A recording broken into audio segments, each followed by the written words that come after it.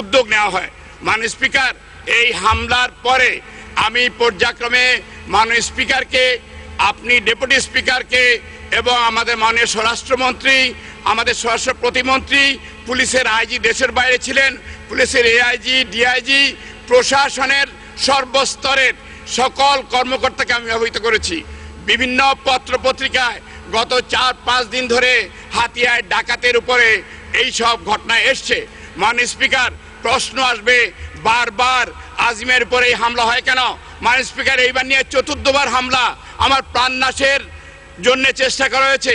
এর আগে 3বার আমার উপরে হামলা হয়েছে, ডাকাতের হামলা। আমি এই সংসদের মাধ্যমে আপনাকে অবহিত করেছি মাননীয় স্পিকার, এবং আমি এই হামলার উপরে মামলা করেছি। আমি আমার ছেলেকে গত রমজানের ঈদে সাথে নিয়ে এলাকায় যাচ্ছিলাম, ডাকাতরা আমাকে প্রায় মেরে ফেলেছিল। মামলা করেছি, মামলার একটা আসামিকে ধরা হয়নি, মামলার চার্জশিট হয়নি মাননীয় স্পিকার। এবং শুধু তাই নয়, আজকে যে অবস্থা, এই অবস্থাতে হাতিয়াতে ডাকাতের আতঙ্ক। মামলার কারণ কি? মামলার কারণ এই সংসদে বারবার আমি ডাকাত বাহিনীর উপরে বক্তব্য দিয়েছি। আমার এই হামলার রাজনৈতিক কোনো কারণ নয়। আমি একজন স্বতন্ত্র সংসদ সদস্য, সেই হিসাবে এলাকার সকল রাজনৈতিক দল, আওয়ামী লীগ সহ সকল রাজনৈতিক দলের নেতৃবৃন্দ এবং কর্মীবৃন্দের সাথে আমার সুসম্পর্ক। আমার এলাকার জনগণের আমার পূর্ণ সমর্থন রয়েছে। কিন্তু মাননীয় স্পিকার, অতর্কিতে এই ডাকাত বাহিনী আমার উপরে বারবার হামলা করে। মাননীয় স্পিকার, প্লিজ আমাকে শেষ করতে দিন মাননীয় স্পিকার।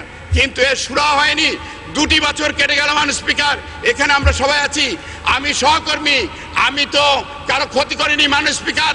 সবচেয়ে বড় সমস্যা, দুঃখের বিষয়, আমার জেলা পুলিশ সুপার এই ডাকাতদের সাথে জড়িত, এবং এই ডাকাতরা শত কোটি টাকা অবৈধ আয় করে সাগর থেকে।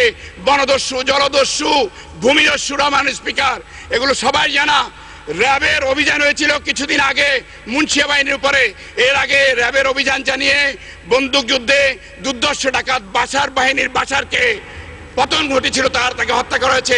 পরবর্তীতে মুন্সি বাহিনী উঠেছে, এবং এর মদতদাতা মোহাম্মদ আলী, যার সাথে রাজনীতির সাথে আজকে কোনো সম্পৃক্ত নেই, সে ডাকাতদেরকে নিয়ে আজকে হাতিয়াতে তাণ্ডব লীলা করে আছে।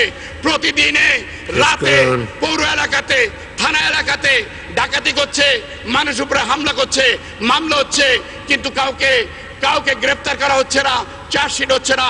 মাননীয় স্পিকার, পুলিশের ঊর্ধ্বতন কর্মকর্তাদের উপর আমার কোনো অভিযোগ নেই, স্বরাষ্ট্র মন্ত্রণালয়ের উপর আমার অভিযোগ নেই, সরকারের বিরুদ্ধে অভিযোগ নেই। আমার অভিযোগ এই জেলা পুলিশ সুপার, সেই সরকারের ভাবমূর্তি নষ্ট করছে। একটি ব্যক্তি যার উপর আমি বারবার বলেছি, কিন্তু তার কোনো ব্যবস্থা হয়নি মাননীয় স্পিকার। দুঃখের বিষয়, সে 2টি বছর ধরে আছে। এখন ইলিশের মৌসুম, এই মৌসুমে শত কোটি টাকার চাঁদা নেবে এই মুন্সি বাহিনী।